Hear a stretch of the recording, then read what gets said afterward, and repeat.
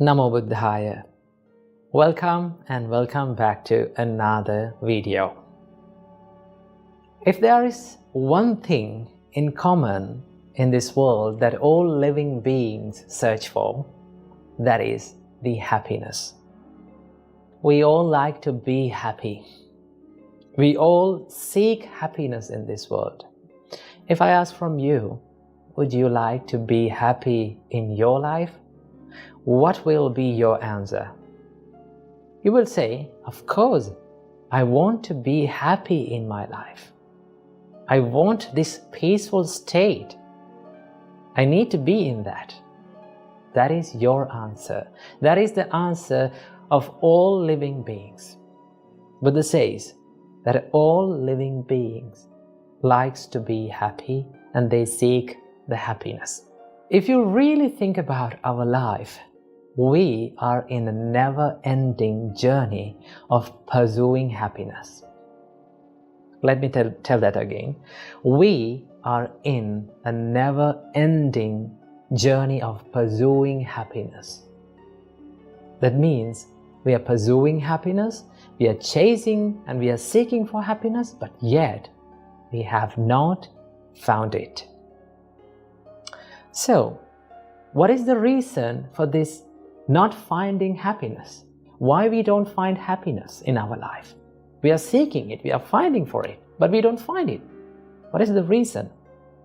Well, the Buddha teaches us that we are finding or we are seeking this happiness from a source that the happiness does not exist. Because we are seeking happiness from external world.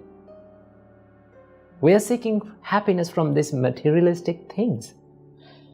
Well, when you seek happiness from materialistic things or external world, you get pleasure, but that is not happiness. Pleasure is something temporary and it gives you this instant gratification. But in happiness, the happiness is long-lasting. And it gives you this happiness or the contentment about yourself. So that is why Buddha teaches us that you're finding the happiness from a source where the happiness does not exist. So the more you find it, the more you become frustrated. So, will we ever be able to find happiness in our life? The Buddha answers this question. He says, yes, you can find happiness in your life. How to do that?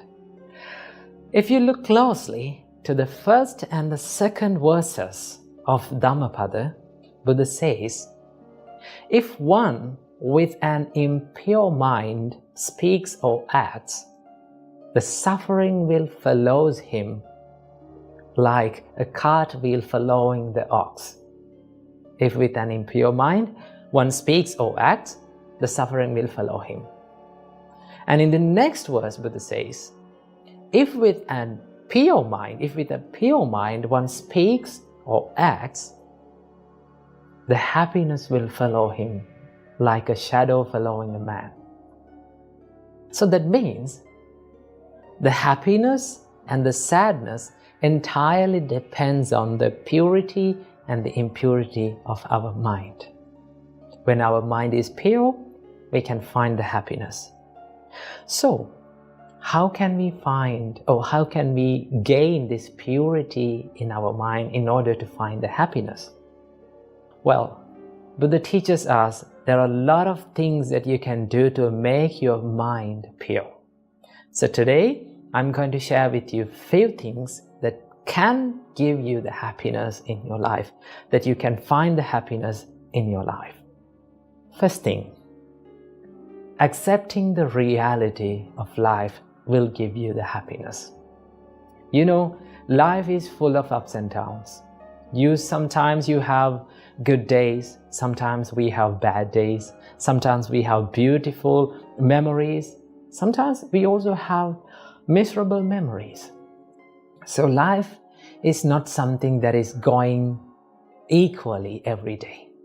Sometimes good, sometimes bad. When you realize this reality, you can face these situations successfully, right? It is not always this bad experience makes us frustrated.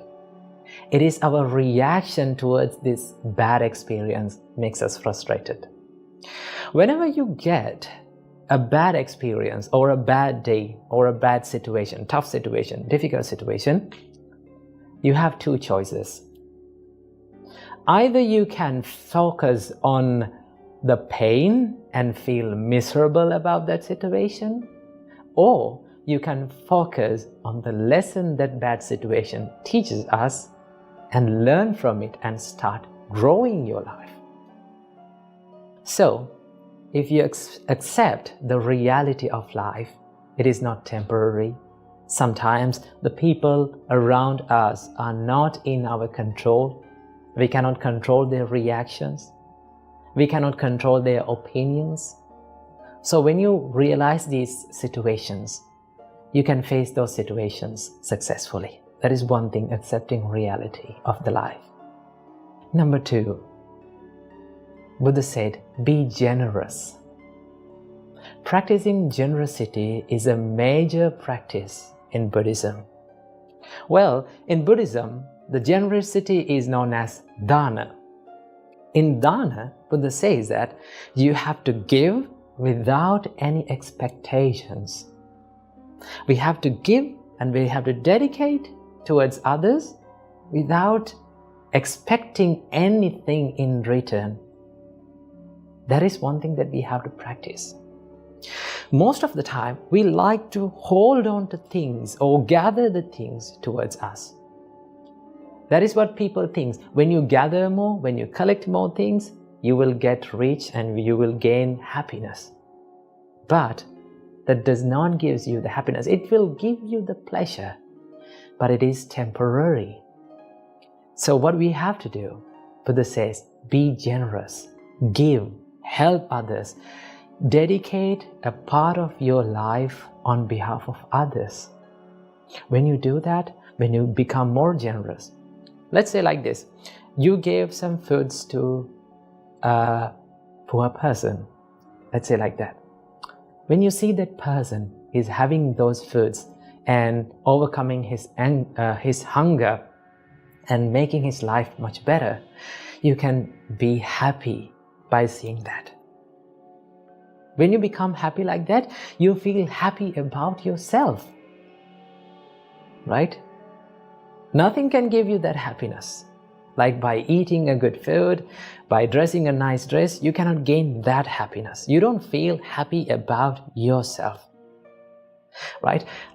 Let's say after hundred of years later, maybe 10 decades later, when you think about that incident, I gave this food to this poor person. When you remind that, you feel happy. Even then you feel happy. That means happiness is long-lasting. So Buddha says, be generous, help people, do something nice every day for a person. That is one thing we can do. And number 3, forgiving. Forgiving is one of the most important things that we can do to create happiness in our life. We have to forgive ourselves. Also, we have to forgive others too.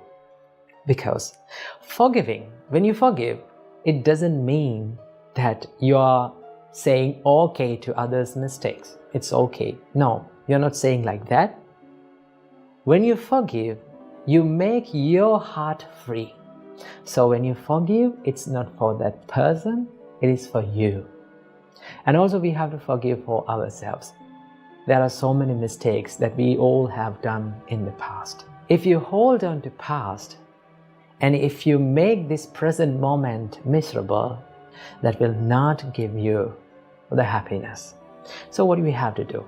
Whatever the bad thing that we have done in the past, we have to have this ability to forgive ourselves and start all over again. We all have that ability, right? We all have that privilege to start our life again and make it a better one. Okay? So no one is perfect in this world. We all have done mistakes. One thing that we have to do is to forgive and start doing good things. So these are 5 things that we can do to create happiness in our life. And also, there is one happiness that is called the ultimate happiness in this world that the Buddha teaches us.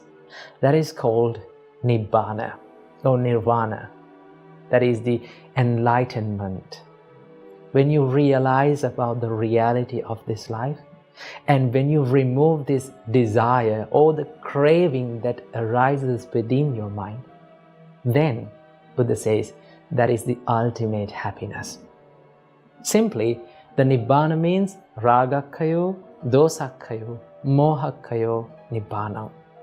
That means removing of the desire, anger, and the delusion of the mind is called the enlightenment. So that is the highest level of happiness that we all can reach.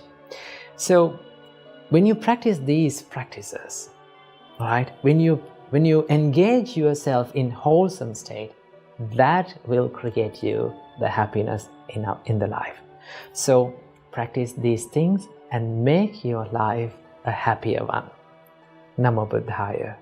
Namo Buddhaya. Ladies and gentlemen, welcome to another video. In today's video, I'm going to share with you 4 signs that you're having a toxic friendship. Now, before we discuss about these things, I have to mention and I have to say that the sole purpose of this discussion is not to attack on someone's personal life, not to criticize someone or not to judge someone, but to understand that mistakes can happen from everyone. We make mistakes, we all make mistakes, but we have to be wise when we deal with people, because the most important thing in our life is the peacefulness in our mind and the mental health. So with that in your mind, let's dive into today's video. So the first sign of a toxic relationship is they are only willing to take something from you, but they are not willing to give anything, right? Remember, when it is a friendship or if it is a relationship, it must be a give and take process. That means when you give something, they must give something back. Okay? When relationships and friendships become a one-way road, it is very painful. That is why when you spot such a friend, the first thing that you have to do is do not be too quick to judge them. Because sometimes people are going through tough times in their life, right? Sometimes they are suffering personally. They're not in a good condition to help you. So what you have to do is you have to look for the person behind the actions. You have to look for the intention behind their words. Okay? So if you really found such a sign in your friendship, what you have to do is set your boundaries. Okay? Limit your boundaries. And you have to decide whether I'm going to let this person to enter to my life or whether I'm not going to let him enter to my life. So keep that in your mind. That is the first sign. Then let's move to the second sign. The second sign is they only talk, but they are not willing to help you in actions. Okay? This is a friendship that is based only on words. Okay? They will praise you and they will be nice to you, right? They will say and they will give you promises to you, but only with the words, but not with actions. Remember, actions speak louder than words. So if it is a friendship, you must be a friend from your words as well as from your actions. Okay? That is the second sign. They only talk, but they are not willing to help you with actions. Moving on to the third sign, we have flattering friends. Flattering friends are the people who talk nice things about you in front of you. They will praise you, they will compliment you, but they are not afraid to put you down behind your back. Okay? You have to be very careful when you deal with such people. We should not hate anyone. We should not be angry with these people. What you have to do is you have to understand about the nature of people, nature of the intentions of the people, and forgive them, right? Forgive them and use your wisdom to stay away from their negativity. And that is the real meaning of kindness, to forgive someone and to stay away from people's negativity. So when you spot flattering friends, it's okay to be with them, it's okay to talk with them, but you have to be wise when you deal with such people. And finally, we have evil helpers. Evil helpers are the people who helps you in doing bad things. That means when you're about to do a bad thing, or when you're about to do a thing that is not good for your life and for your mental health, they will help you in doing it, right? They will feel your anger, they will feel your jealousy, okay? They will help you in doing bad things that brings the regret to your life, right? So you should be very careful, and you should stay away from these people. So these are the 4 signs that you're having a toxic friendship. Now, why should we become so much aware of these friends and these signs? Because, do you know, our characters shaped by the people who we associate, right? There's a saying, it says, you are the average of 5 people that you are associating closely. That means we become who we associate. Therefore, surround yourself with positive people and the people who can uplift you and support you. And finally, remember that you deserve positive and healthy friendships that supports your life and your personal growth. Keep it in your mind. Namo Buddhaya. Namo Buddhaya. Welcome to another video. Do you know how amazing your mind can serve for you if you know how to control and master your thoughts? And that is why they say that mind is the best servant if you know how to master your thoughts, right? But if you let your mind to become your master, you will end up nothing but as a slave of it. So how can we control our mind? How can we deal with these negative thoughts? Now, so many people think that they can remove a negative thought and plant a positive thought inside it. But in reality, you will never be able to remove a thought from your mind by force, right? Go ahead and do it, right? You will never be able to do that. The more you try, the more you use the force to remove a thought or forget it, the more it will come back to you and haunt you. So in this video, I'm going to be sharing with you a simple and a practical way to use the energy of that negative thought to drive it into a more positive state of our mind by simply asking these 5 questions from yourself, right? These questions will help you to come into this present moment, and it will encourage you to cultivate more wholesome qualities and wholesome thoughts inside your mind, okay? But before starting, I have to remember none of these practices and none of these things are easy. But with the time, if you keep on practicing it, right? If you stick into the process and if you keep on doing it, it will be very easy for you to do that, okay? And once you become used to it, and once you get used to that, it is very easy to deal with negative thoughts in your mind, and it is very easy to control your mind. So let's dive in. The first question that you have to ask from yourself is, what are the thoughts that keep me away from peace? What are the thoughts that steal my peacefulness inside me? When you ask this question from yourself, you can go through the weaknesses of yourself, right? Because the weaknesses are different from one person to another. For someone, the thought that steals their peacefulness is the anger. For another person, it is the jealousy. For another person, it is the procrastination or the laziness, okay? So when you ask from yourself, what makes me disturbed, okay? What steals my peacefulness? Then you will have a good understanding about what are the weaknesses inside you. Once you realize what are the weaknesses inside you, okay, what thought pattern steals your peacefulness, then it is very easy for you to deal with that negative state of your mind, okay? So ask from yourself, what steals my peacefulness? And have a good understanding about it. The second question that you can ask from yourself is, what am I thinking right now? This is one of the best questions that you can ask from yourself to bring your mind to this current and present moment, okay? To have a good understanding about the current situation of your mind. Because most of the time, our mind lives in either it is in past or it is in the future. It is hardly our mind lives in this present moment. So once you ask this question, what am I thinking now? Ask this question as much as possible from yourself. What am I thinking now? What am I doing now? When you ask from yourself that, it comes, your awareness comes into this present moment. Okay? Because most of the time, our awareness travels from one arena to another. Maybe it is in the past, maybe it is in the future. It hardly comes to this present moment. Once you come into this present moment, it is very easy for you to solve the problem because you know what is going inside. Okay? When you ask from yourself that question, you can come up with so many answers. Okay? Ask it from yourself and you will come up with these answers like, my mind is in anger now, right?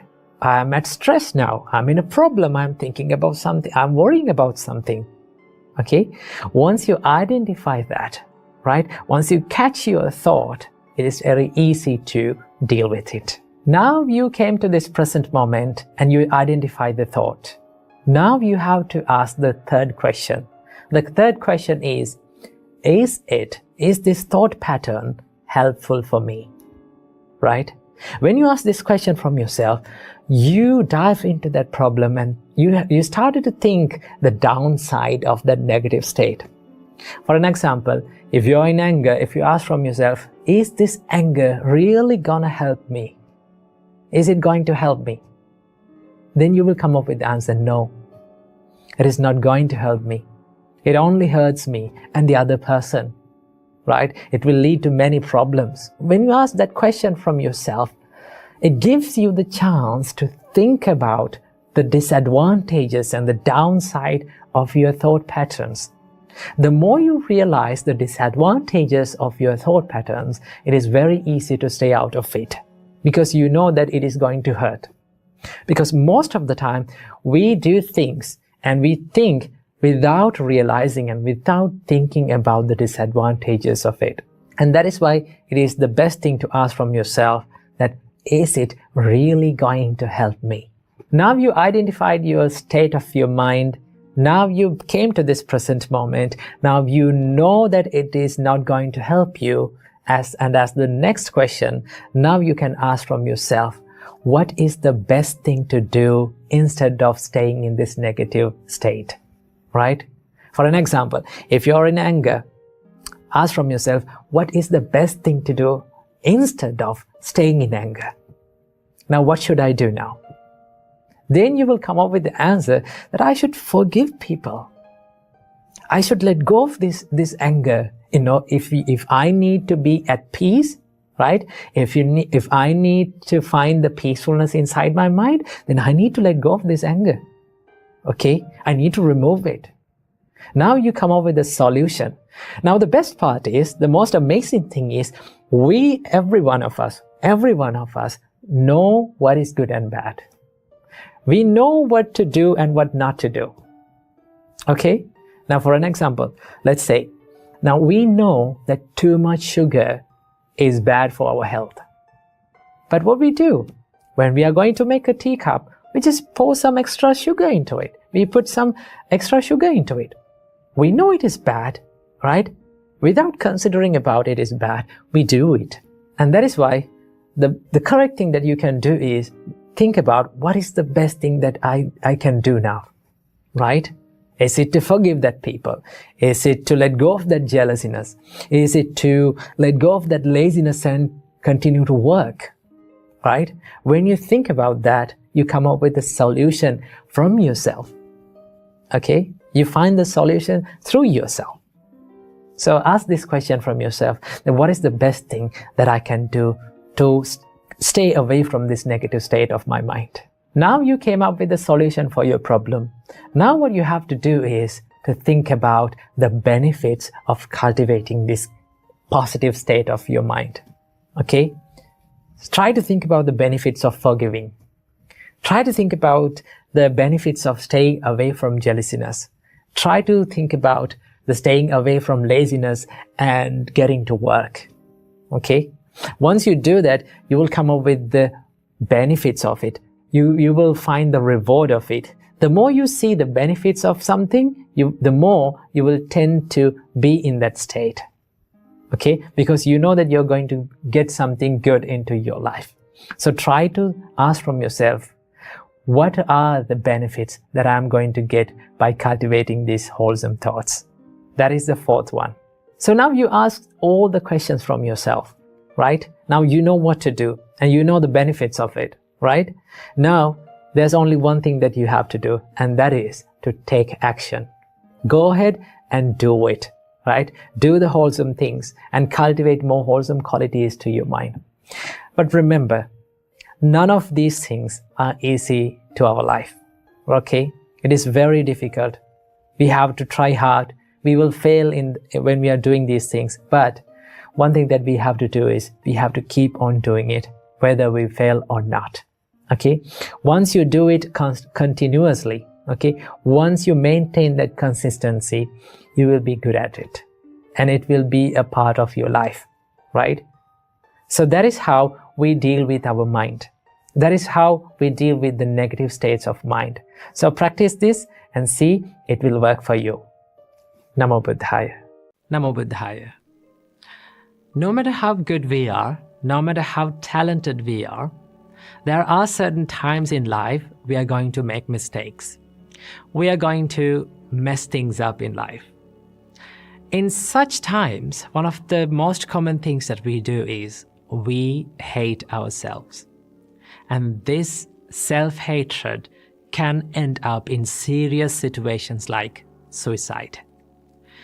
See how many times we say, I love you to someone. How often we say? We say it often, right?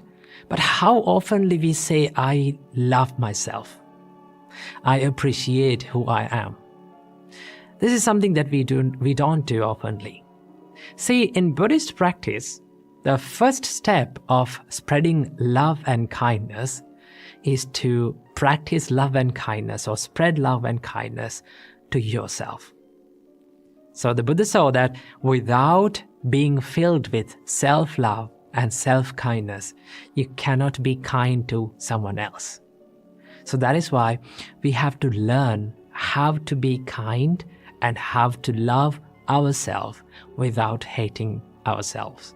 So from this video, I'm going to be sharing with you few things that we have to understand and we have to practice to stop hating ourselves and to start appreciating and loving our life. Number one, do not believe in labels. See, there are lots of labels that we have put on ourselves. For an example, your name.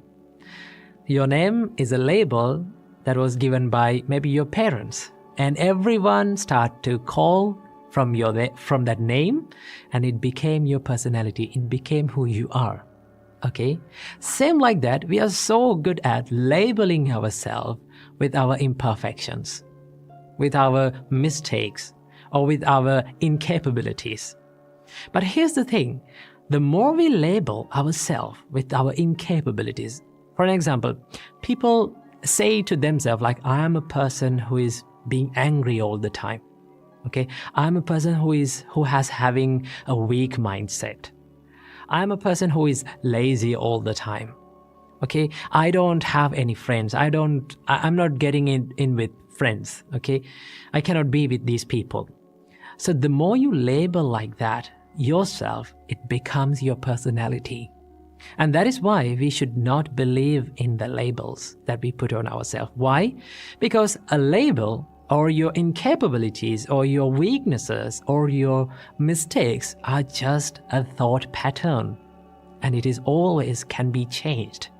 Okay, you can always improve, and that is why we should not label ourselves with our incapabilities and our mistakes or from our weaknesses. We always have the chance to improve and to evolve. Number two, learn to accept mistakes. Mistakes are the proof that says that we are trying in life and we are not willing to give up on ourselves. Every great person in this world has made mistakes, and they have learned from their mistakes, and that is how they evolved, and that is how they achieved the greatness. Always remember, the mistakes will never define your character unless you define your character with your mistakes. So do not let your mistakes to define your character. Always you have the chance to improve and move on and make yourself a good person and improve yourself. Believe in it. Number 3, stop criticism. This is something that is very important that we have to focus on in loving ourselves. Stop criticizing yourself. Stop criticizing others. Now here I'm not talking about the constructive criticism. I'm talking about the negative criticism, okay? Do not criticize others and also do not criticize yourself, okay? Why we should not criticize others? To put others down? In each and every time when we criticize someone, we give the message to our mind that we are better than them, okay? I am perfect than them. And you set standards to yourself. Most of the time, these are not realistic standards, okay? And when we cannot live up to our own standards, what happens to us? We hate ourselves. And that is how criticism steals the self-love and the self-value. And that is why we should not criticize anyone. And number 4, believe that imperfection is beautiful. Just take a deep breath and look into this nature. Everything has that one nature that is the imperfection. From the little plant to the great mountain, everything is imperfect, right? There is no perfectly symmetrical plant in this world. There is no perfectly symmetrical mountain in this world. Everything has the imperfection. And as humans, we also imperfect human beings, okay? And also it gives the chance for us to evolve. It gives the chance for us to be more productive and be more successful. See, becoming successful and becoming happy is not a destination. It is not a perfection, right? It is always a journey. We have to keep improving ourselves. We have to keep becoming successful, becoming happy. It is a journey that we go through in this life.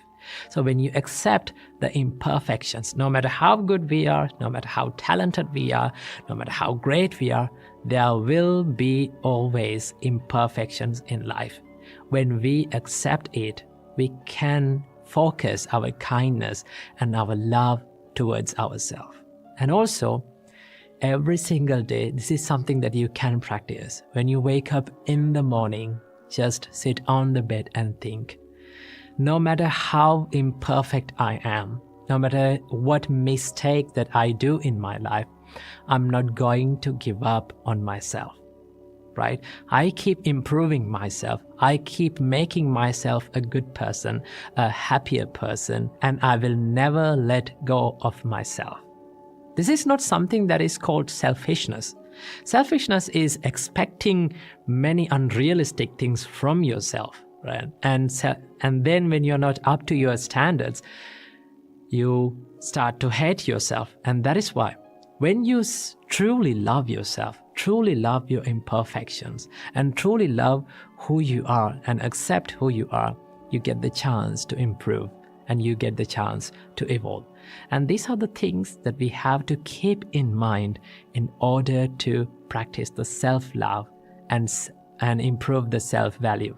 So keep practicing these things and make your life happier and healthier. Namo Buddhaya. Once, a student monk went to his master and said, "Master, I can't live in this temple anymore. I want to leave this place and go to a peaceful and quiet monastery." Then the master monk asked, "Why? What's wrong with this temple? Tell me what happened." Then the student monk said, "See, everyone in this temple are toxic to me. There are some monks who are too much into politics in this temple. And there are some other monks who always talks negative stuff about me and about others. And there are some others who spend their whole day doing nothing but just gossiping. I don't think that I can practice my spiritual life in this temple. Please let me go to a peaceful and a quiet monastery where there is no toxic people around me. Then the master monk said, "Okay, I will let you go, but before going, you have to do me a favor for the one last time." Then the student monk said, "Tell me, master, what should I do for you?" Then the master monk took a spoonful of water and gave it to the student monk and said, "You must carry this spoonful of water around the monastery and you should bring it to me. But here's the trick. You must never spill a single drop of water from it. If you can do it, I will let you go to a peaceful monastery." So thinking that the master will let him go to a peaceful monastery by completing this weird request, the student monk took the spoonful of water and carried it around the monastery, fully focused and without spilling a single drop from it. So after a few hours, the student monk came back to the master with a happy face and said, "Master, I did it. I carried this spoonful of water all around the monastery, even without spilling a drop from it. So now, let me go to a peaceful monastery." Then the master monk said, "Okay, my student, you are free to go. But before you go, just tell me one thing. While you were carrying the spoonful of water around the monastery, did you hear any of the monks talking about politics? Did you hear any of the monks gossiping about other people? Did you hear any of the monks talking negative stuff about you?" Then the student monk said, "Master, I was focused on the spoon and I didn't have any time to listen to all those noises." Then the master monk said, "See, my student, if you are fully focused on your goal and if you are fully focused on your purpose, you don't have time to listen to all those other negative noises around you. Remember, wherever you go in this world, you will meet negative people around you. But if you're fully focused on your goal and on your larger purpose, all the other negative people and all the other negative words that you hear are nothing but just noises." Ladies and gentlemen, it is all about what we focus in our life.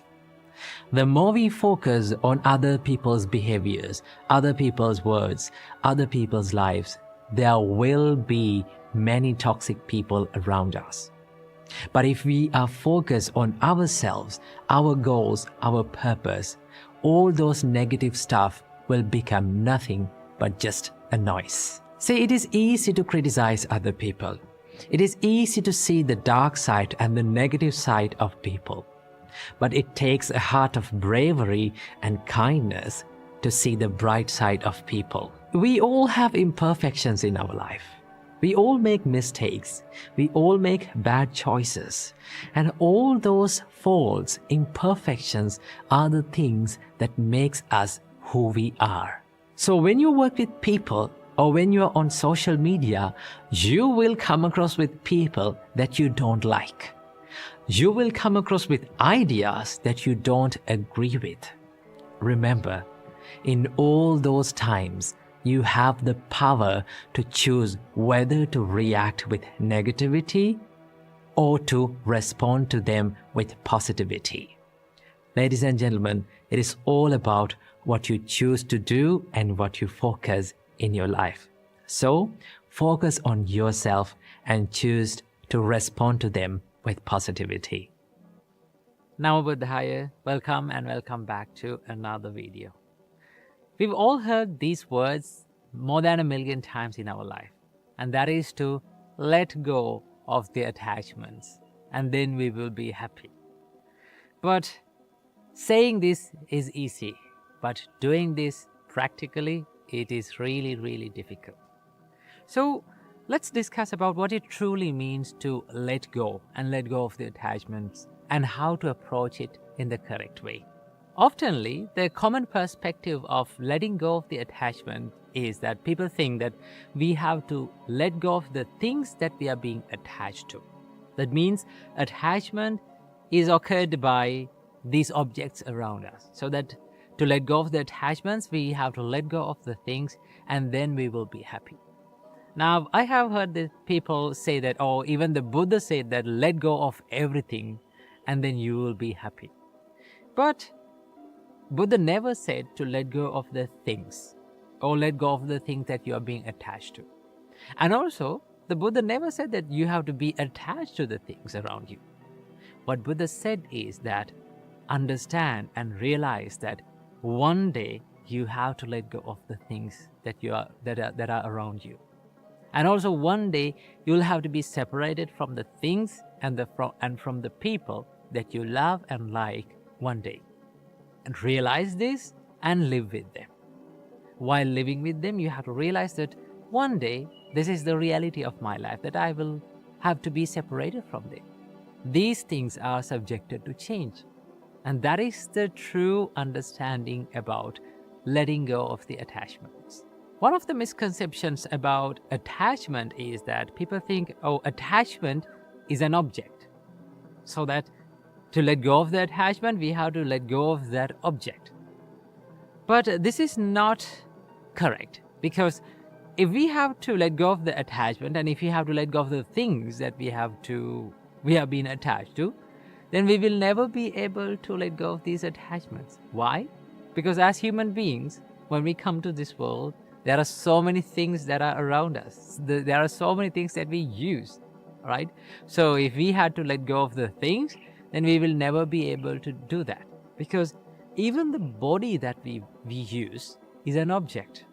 Right? This is not something that we truly own. So if we have to let go of the things, then we have to let go of even our body.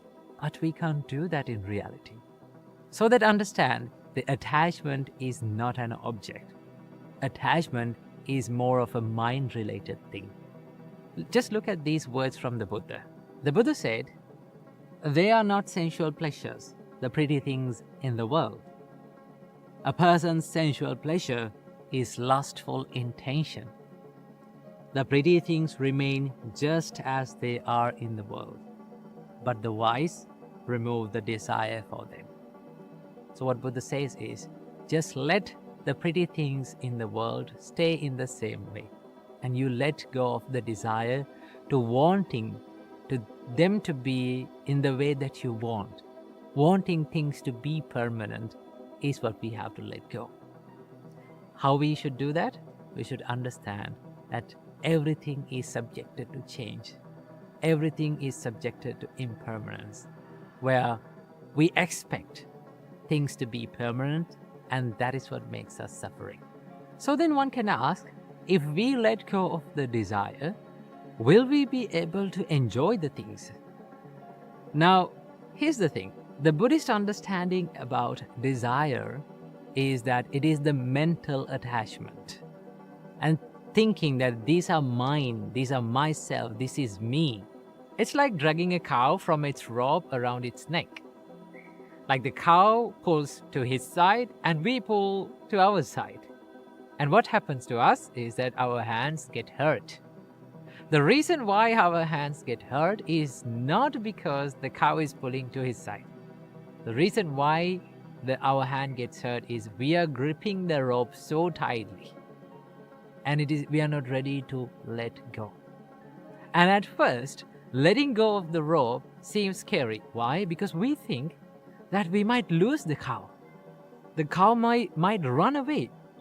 But in reality, if we simply let go, yes, the cow may run for a distance, but it will always come back.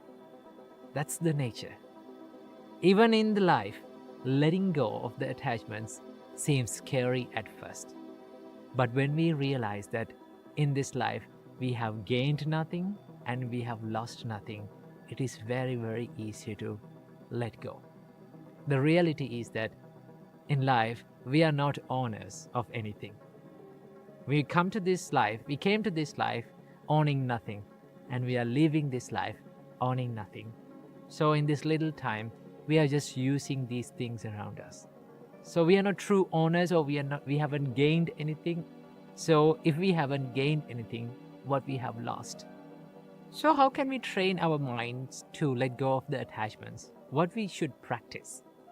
Now, the first step of letting go is to understand the true nature of life. What is the true nature of life? That everything, every experience, every feeling, everyone in our life is subjected to this inherent nature of change. We are constantly changing, right here, even right now. When you understand this, you understand that life is nothing but a bunch of changes. So that when these things change, that we have nothing to hold on to as permanent, and wanting things to be according to our own wish. Because the life is undergoing even the constant change right now, right here.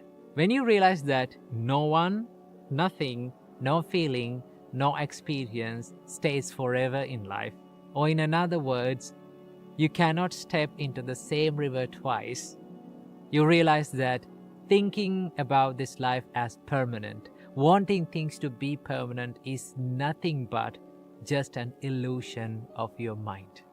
We are being eluded from our ignorance. That is what we realize by realizing the true nature of this change in life. It is something like this.